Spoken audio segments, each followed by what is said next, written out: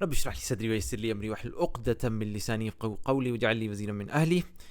قرآن کی ایک اور خوبصورت سا موتی آپ کے سامنے، یہ سورۃ النساء سورہ نمبر 4 کی آیت نمبر 29۔ اعوذ باللہ من الشیطان الرجیم۔ ترجمہ آپ کے سامنے رکھتا ہوں۔ اے لوگوں جو ایمان لائے ہو، آپس میں ایک دوسرے کے مال باطل طریقوں سے نہ کھاؤ، لین دین ہونا چاہیے آپس کی رضامندی سے، اور اپنے آپ کو قتل نہ کرو، یقین مانو کہ اللہ تمہارے اوپر مہربان ہے۔ اب یہ جو آپ کے سامنے میں نے ہائی لائٹ کیا، اور اپنے آپ کو قتل نہ کرو، ان الفاظ میں ولا تقتلوا انفسکم، اس میں آپ کو بتانا چاہ رہا ہوں خوبصورت سی بات، کتنے جامع کلمے کہ اس ایک کلمے کے اندر مولانا مودودی نے لکھا ہے، آپ یہ کھول کے اس پہ کلک کر کے دیکھ بھی سکتے ہیں انہوں نے کیا لکھا ہے، کہ اس میں سے 3 معنی نکل سکتے ہیں۔ ایک تو یہ کہ اپنے آپ کو قتل نہ کرو، یعنی کہ خودکشی نہ کرو،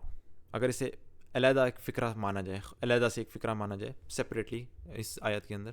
تو ایک علیحدہ سے فکرہ مانا جائے گا تو کہا جائے گا اپنے آپ کو قتل نہ کرو،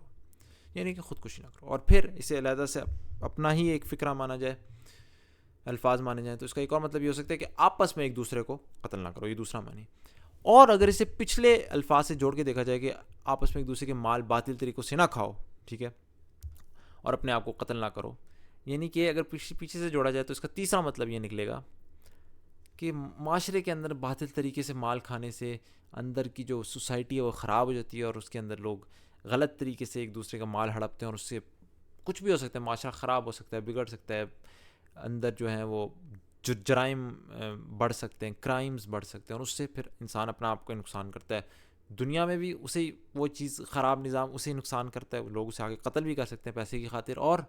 آخرت میں ظاہر بات ہے یہ خراب طریقہ مطلب گناہ کی وجہ سے وہ عذاب بھی چکھ سکتا ہے۔ تو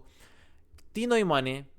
الفاظ ایک ہی ہیں، ان سے تینوں ہی معنی نکل سکتے ہیں، اور تینوں حق ہے، تینوں ہی سچ ہے، کہ اپنے خودکشی بھی نہ کرو، ایک دوسرے کو بھی قتل نہ کرو، اور اس طریقے سے غلط طریقے سے پیسے کا استعمال کر کے، مال کا استعمال کر کے معاشرہ نہ ایسا بنا دو جس سے اپنا ہی نقصان ہو، سبحان اللہ، دنیا و آخرت میں۔ تو کتنے جامع یعنی کلمات ہیں، اس کے اندر اتنے سارے مطلب